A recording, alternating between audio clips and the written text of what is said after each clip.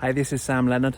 Now, in today's video, what I'm going to talk about is the difference between where you live and where you visit. And this is something that I've been using more and more. And you can use this in many areas of your life, within your personal development, your health, and lots of different aspects, as you'll see as I explain this concept. And basically, it's the difference between where you live and where you visit. Like, what are you doing as your default, predominantly, like most of the time? And let's use health as an example, because it's very easy to grasp this concept from health. Because if you're healthy most of the time, you eat healthily, and then you have a McDonald's or something unhealthy, then it's not really going to affect you too much, because most of the time you're eating healthily. So as you reverse that, then if you're eating McDonald's or you're eating bad foods a lot of the time, but then you have one healthy meal, then again it's not going to do much. So it's really this concept of about really looking at different areas of your life and understanding where your default is. Are you defaulting to eating healthy foods, and then occasionally having a bit of a pig out one weekend or on a celebration? That's fine. And it's the same, you can look at this not just with food but with exercise. If you're exercising a lot of the time, and then you go through a small period of not really doing much, then it's not gonna have a massive effect. So this simple concept is something that's pretty useful to look at lots of areas of your life. But the most profound one that I think most people aren't doing this is to do with your inner world, your thoughts, your mindset, your outlook, your emotional state. This is where you're going to have most effect in your life, because I've talked about this before. Your emotional intelligence is so important. It equals the quality of your life.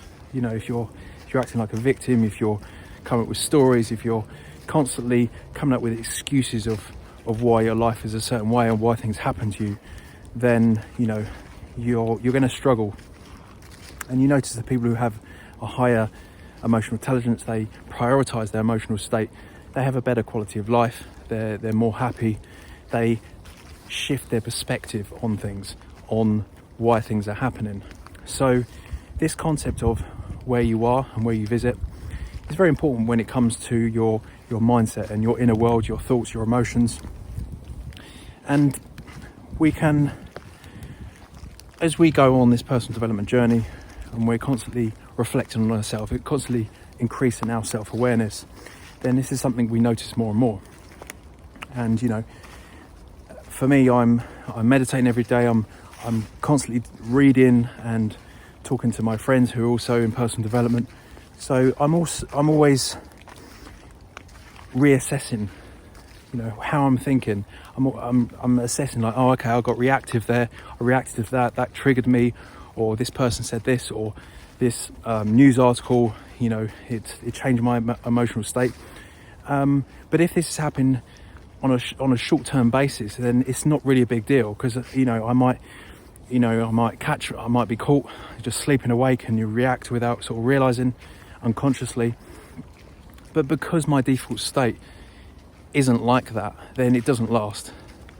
My default state will come back to maintaining a happy level, and I'll be like, oh, okay, and then I'll realize it for what it is.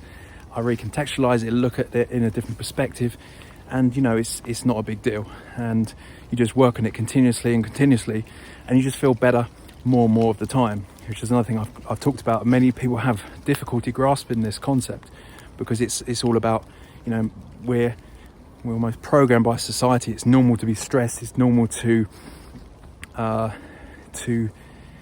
feel rubbish, or just accept that, oh, okay, I'm feeling bad today, or I'm not having a good day, and just give in to it.